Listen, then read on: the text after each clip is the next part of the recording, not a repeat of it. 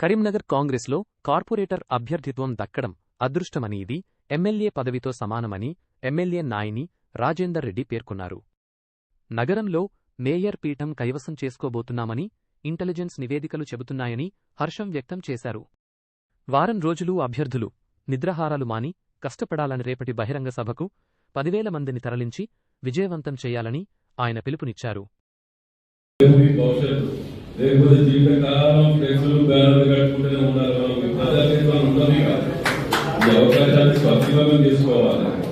ముఖ్యమంత్రి గారు ప్రత్యేక దృష్టి పెట్టి దీని మీద నమ్మకంతో మీకు అదృష్టం ఏంటంటే ఇన్ఛార్జ్ మినిస్టర్ గారు ఉన్నారు. మీరు మాకు నిజంగా కూడా ఇంతమంది మంత్రులలో మాకు గౌరవం మాకు మీరంటే చూపిస్తామంటే ఆ రోజులలో ఉన్నటువంటి మంత్రులల్లా ఈ రోజులలో ఉన్నటువంటి నాణ్యత లేదు. నాణ్యత అంటే క్యారెక్టర్ కానివ్వండి, ఓ పద్ధతులు, నీతి నిజాయితీ, కొన్ని ఎథిక్స్ అనేవి వాటిని మెయింటైన్ చేసుకుంటారు. ఇలా అప్పటి మంచి వారు ఇప్పటికే కాదు సీనియర్ రాజకీయాల్లో అనుభవంతో అభివృద్ధి తప్ప 4 పైసలు ఇస్తే ఎలక్షన్ తీసుకుంటా, లేకపోతే వ్యవసాయం చేసుకుంటా కానీ మీకు ఒకటి, రేపటి కేసు మనకు 5 నుంచి 6 రోజులు సమయం ఉన్నారు.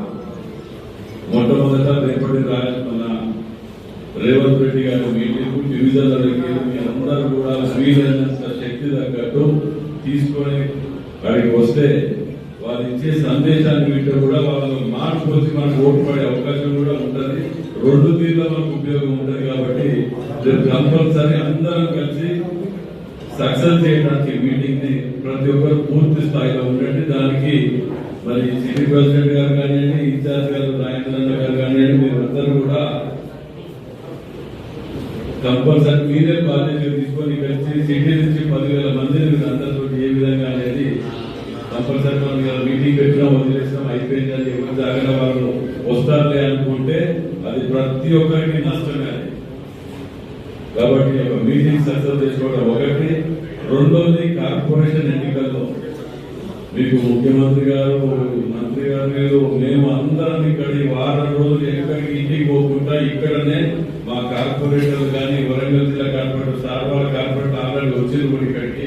అందరం ఇక్కడే ఉంటాం. మీ యొక్క డివిజన్లల్లా ఇన్ఛార్జ్లను కూడా ఇక్కడ ఉన్నాం. 5 డివిజన్లు కూడా ఇన్ఛార్జ్ కూడా నియమించుకొని కొత్తటి వారికి వారి పేరు కూడా ప్రకటించి రాత్రి పగలు మీ ఎంబటే ఉంటారు. వాళ్ళందరూ కూడా మీ కష్టం సుఖంగా ప్రతి నిమిషంలో కూడా ఇలా అధికారంలో ఉన్నాం. మనం ఉన్న సిట్టింగ్ ఎమ్మెల్యే మీద వ్యతిరేకత ఉండి ఇంటి ముందు పోస్తున్నారు, ఇతరులు కాలబెడుతున్నారు. 100% ఇంటెలిజెన్స్ రిపోర్ట్ల మనం మేయర్ కైవాసం చేసుకోబోతున్నాం. పెట్టుకొని ఏ నిమిషం కూడా నిర్లక్ష్యం చేసినా మళ్ళా తిరిగి రాదని అదైతే గుర్తుపెట్టుకోండి. నువ్వు కనికరం ఉండదు, ఆ సమయం అనే దానికి కనికరం ఉండదు, ప్రేమ ఉండదు, ద్వేషం ఉండదు. వాపస్ మాత్రం రాదు. నిద్ర లేకుండా తిరగండి.